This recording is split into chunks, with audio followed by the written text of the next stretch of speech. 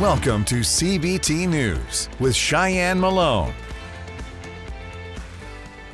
Good morning, everyone. Welcome back to CBT News. I'm Shyann Malone. Thanks so much for watching. So not only can you watch us here now, we're streaming on Roku, Apple TV, as well as iOS and Android mobile devices. And now here's today's top stories. On today's show, we're joined by Merril Hoge, former NFL running back and best-selling author. But first, here's a look at today's top automotive industry stories. Despite the government stripping GM of crucial EV tax credits, the automaker announced it would provide incentives of $7,500 for its EVs. Ford also plans to increase the cost of some of its F-150 EV variants by $10,000 and gives $7,500 in cash incentives for 2023 Mach-E's leased through Ford Credit. The U.S. Treasury claimed that some Tesla Model 3s, the Nissan Leaf, and the Volkswagen ID.4 are among the other vehicles that will no longer qualify for the EV tax credit.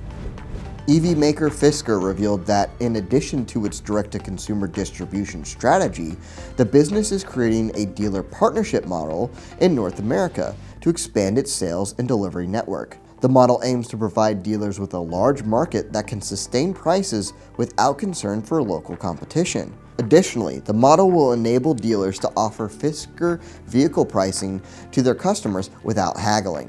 By the end of Q1 2024, the company expects to work with dealers who emphasize delivering excellent customer satisfaction, providing streamlined customer support and service, and expanding test drive opportunities as the range of Fisker models and trim levels expands.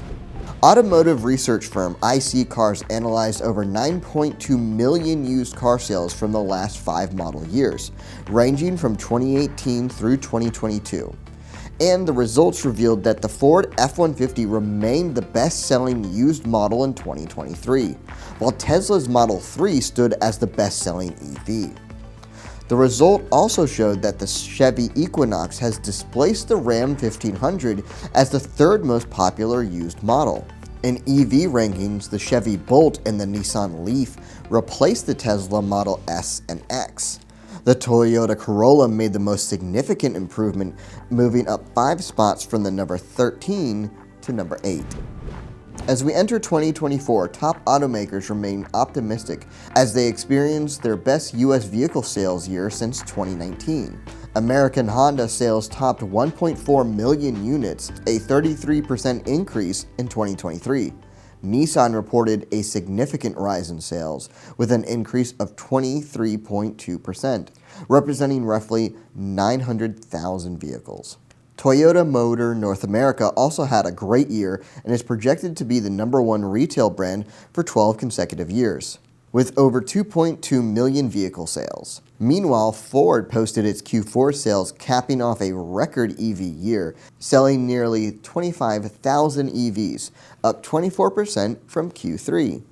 GM also said it remains in line with its overall industry sales expectations, which increased to 2.6 million vehicles compared to 2.3 million vehicles sold in 2022. However, Stellantis reported just over 1.5 million new vehicles sold, an overall decrease from 2022 and an outlier in the industry. Don't go anywhere. Coming up next is Merril Hoge, former NFL running back, to discuss how dealers can tap into a positive mindset every single day. We'll be right back. Well, if you're not already subscribed to CBT News, now is the perfect time to do it. For over a decade, CBT has brought you exclusive and in-depth interviews with dealer principals, OEM executives, industry analysts, and top-level sales and management trainers. Join the thousands of automotive professionals that rely on CBT News for the insights that drive profits and maximize the bottom line. Subscribe today. So last time, that you were here, we discussed your book, Find a Way. Great book. Everybody should read it. If you're listening to us have this discussion today, we're going to make a link right below this video that you're watching so you can pick the book up, but it is a must read. Could you share any new projects or updates you've been involved in since then? Well, I think since the last time I was with you guys, I actually republished Find a Way, which I didn't know you could do that when you write a book, because I was at a speaking event and professor came up to me and she asked, she goes, is your open heart surgery or your ESPN stuff in there, the end of your career? Yeah. I was like, no. I go, it's not, because all of that happened after I wrote the book. She goes, well, why don't you republish it and put it in? I was like, I never know you could do that. So I republished it. And it's things that you don't know. And then I've been passionate. I mean, really speaking has been, since really talking to you, I know it was a focus then, is really my passion now and my main platform. I run a program at the National Football League called the Way to Play program that we helped establish like 6 years ago. I've done work with the Steelers with scouting and football, but really this avenue now has been where I have committed to. I've tried to learn more about the business. I've tried to grow my own message and tried to help inspire others with the message. And that's what it's about.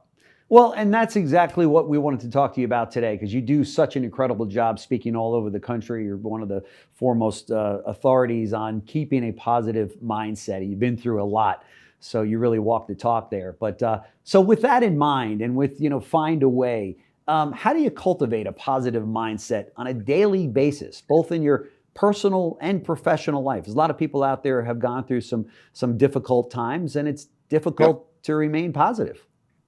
Well, here's what I do say every time I go speaking. I always have calls to get ready to understand the environment I'm walking into, the people I'm going to be speaking to. Yep. And it never fails that when we get done finding out they have goals, they have dreams, they have challenges, they have deadlines, they have things that they want to change. They have all these circumstances. So I always start off, we are more alike than we are not. That's right. Because we all are experiencing those things. And personal success, you just mentioned, it matters. Personal success in your craft and profession matters. And in your own personal life, that matters. Now, how can we garner that? How can we go about that process? Well, on accident at age 12, I did this very first experience, but it's one of the most powerful things you can ever do.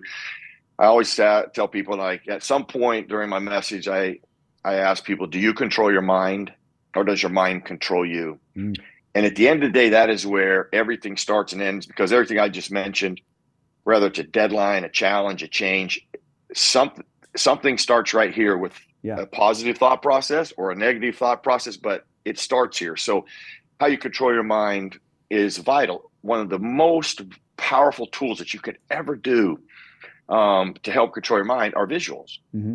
Having things where you start and end your day, whether they're words or pictures, things that you're trying to envision, you're trying to change, seeing them on a daily basis is critical at controlling your mind. That wraps up our show for today. We do invite you right back here tomorrow morning on CBTnews.com. And remember, you can stay up to date with the most recent news and trends influencing the retail automotive industry by following us on TikTok, LinkedIn, Facebook, and X, formerly known as Twitter. I'm Shyann Malone. Thanks so much for watching. You have a good one. CBT News, your #1 resource for auto industry news and content.